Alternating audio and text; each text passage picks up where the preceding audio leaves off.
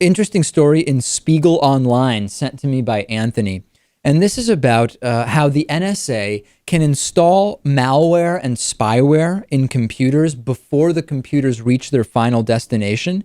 And this is according to the Spiegel Online article, which suggests that there is this group, this special hacking unit in the NSA called the Tailored Access Operations, or TAO. And according to Spiegel Online, the TAO program can intercept hardware like laptops before they're shipped to a user and install malware that will track or spy on the owner. The process is called interdiction, and it allows the NSA to divert shipments of consumer devices to secret workshops where agents open them up, install this malware and spyware, and then repackage them, making it seem as if it has never been opened in the first place. Now, people are absolutely flipping out about this, and I agree that this sounds absolutely terrible, and I am by no means defending this. However, we have to come back to earth on one thing, Lewis, which is this has not been questioned legally, right? In other words, tapping phones, video surveillance, tailing people, all of these things that people may or may not like, they've been legal for a long time with the appropriate FISA court determination that you are a suspect of some kind. And this is actually no different. Maybe it definitely sounds creepier because, whoa, the computer I ordered, I thought the box came to me, right, from the manufacturer, but these NSA people opened it up and they installed stuff and then sent it to me.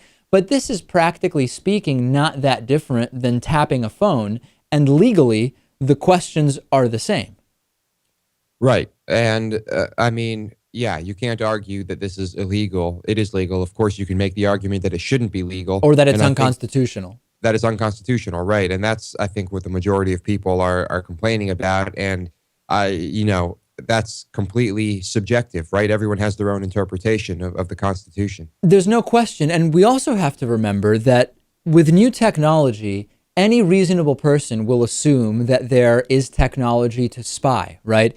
Go all the way back to the beginning of mass communication. Remember, Lewis? Well, you probably don't remember. You weren't alive then. I wasn't either, even though I'm 9 months older than you. I also wasn't alive. Long distance communication back on the African subcontinent. Drums, right? You agree. When the sun goes down, if we have won the war, we will start doing a 3-beat drum beat that you can hear for miles. If we have lost the war, we will do a 2-beat drum beat. That could be spied on by a third group. That could be somebody could get to the person sending the drumming signals and change them in order to confuse someone, right? All the way back to drumming signals, to the telegraph, there has always been surveillance. With every new technology comes new surveillance. Right. But, this time the surveillance is coming from within. It's not an enemy, or so we're led to believe, right? Yeah, no, that's true. And but you could assume the same thing. It could be certain elements of your tribe back in Africa who are messing with your drum signals or whatever the case is. My point is, we just should never forget that no matter how much technology advances, the technology to spy will also advance equally. And therefore, I am absolutely not surprised by this whatsoever. And if we're going to bring up legal questions about this, they're really the same ones that apply to wiretaps, bugging phones, etc.